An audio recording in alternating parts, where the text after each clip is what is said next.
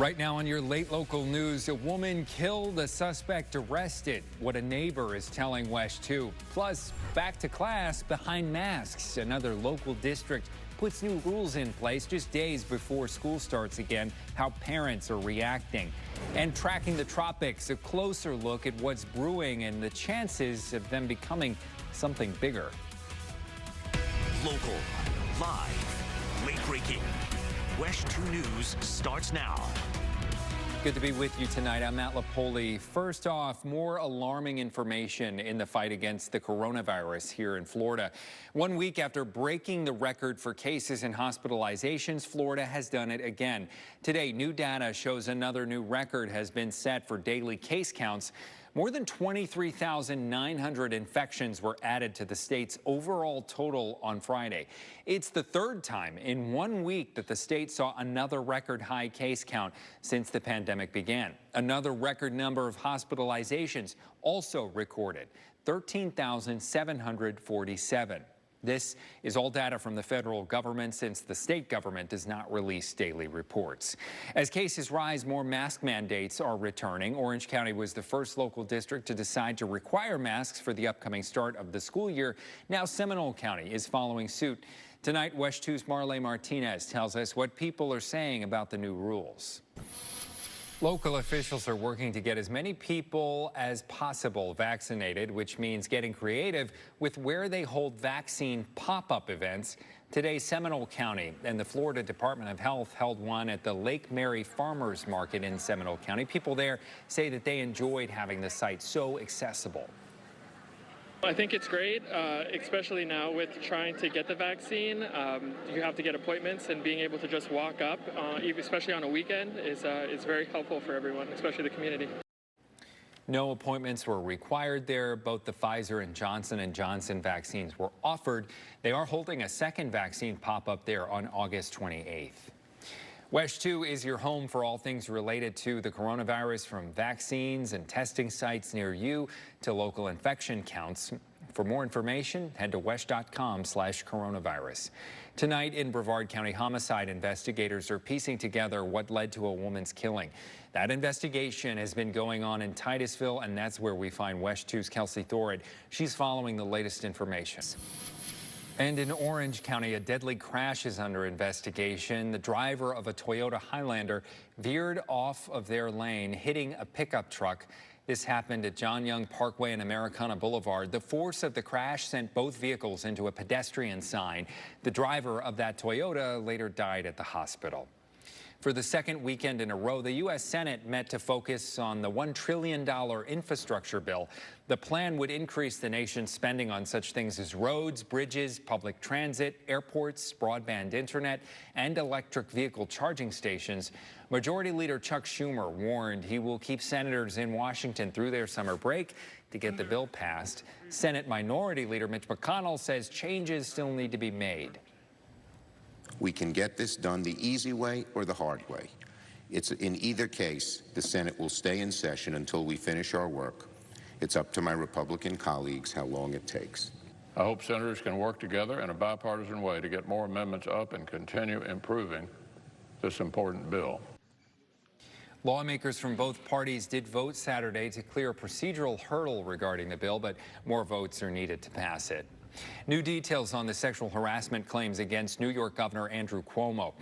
The New York Attorney General's report includes a selfie with one of his accusers. The unnamed victim, known as Executive Assistant Number 1 in the report, has alleged that Cuomo reached under her blouse and groped her last year. Today, the Albany County Sheriff addressed the criminal complaint. That I had a female victim come forward, which had to be the hardest thing she's ever done in her life, and make an allegation of criminal conduct against the governor. I have a young lady that came in who's alleging that she was victimized, and we're going to do everything in our powers to help her. Governor Cuomo continues to deny any wrongdoing.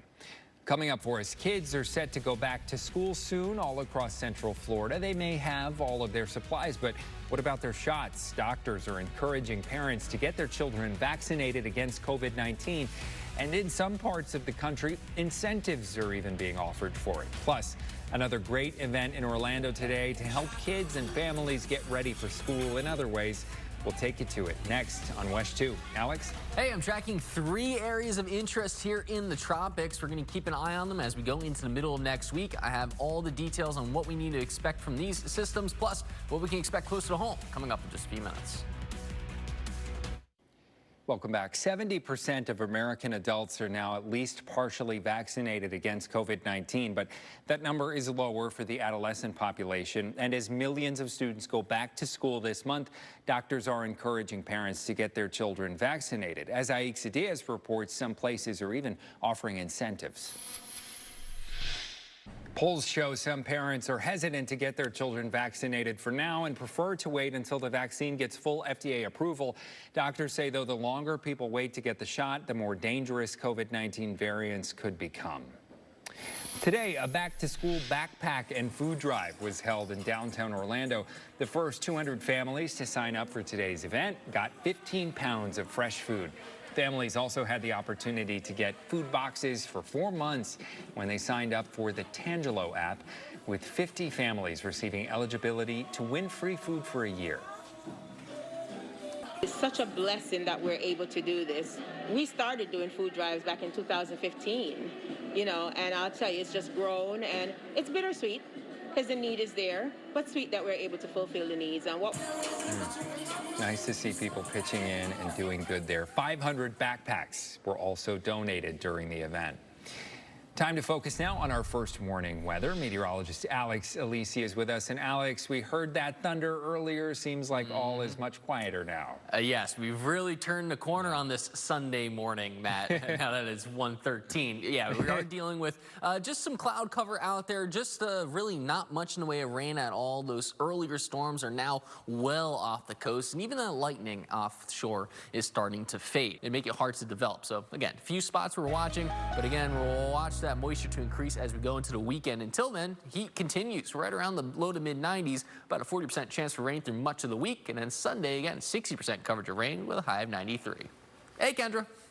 Hey, Alex. NBA Summer League tips off today. Hear from some of the players before the Magic's first game. Plus, Orlando City is on the road looking to come home with a win. See how this team really rallied against Cincinnati after the break. Closed captioning is sponsored by Subaru. WESH 2 Sports is sponsored by Mullinax Ford, where our low upfront prices and no dealer fees makes buying fast and easy. Shop Mullinax, Florida's largest Ford retailer. Now, WESH 2 Sports, sponsored by Mullinax Ford. Looking for a win. Orlando City gets on the road to take on Cincinnati. Hello, I'm Kendra Douglas. This team has beaten the Orange and Blue once before and looking to move up in the MLS Eastern standings as well. All right, well, stay with us. More to come after the break. All right, some lucky ducks got a front row seat as a dump truck sent thousands of rubber duckies sailing down the Chicago River this week. About 70,000 of the bath time favorites splashed down as part of Ducky Derby Day. This year's Ducky Festival raised more than $310,000 for Special Olympics in Illinois. A great cause. Fun to see that, too. Time now for a last check of our first morning forecast with Alex. Hey, Alex. Hey, yeah, today, Sunday's going to look very similar to what we saw on Saturday. We'll be hot and humid, daytime highs. Most of us warming up into the low 90s. And as we head into the afternoon and evening hours, we'll be watching for those showers and storms to fire up. As we go over the next 7 days, Monday's also looking quite active, about a 60% coverage of rain. Then we'll see scattered showers and storms through much of the week with increasing moisture as we head towards next Saturday as highs remain quite hot, right around 93 degrees. Hey, grab a quick nap because our friends Jacqueline and Eric will have more news for you starting at 5 a.m. Hope you make it a great night. Thanks for joining us.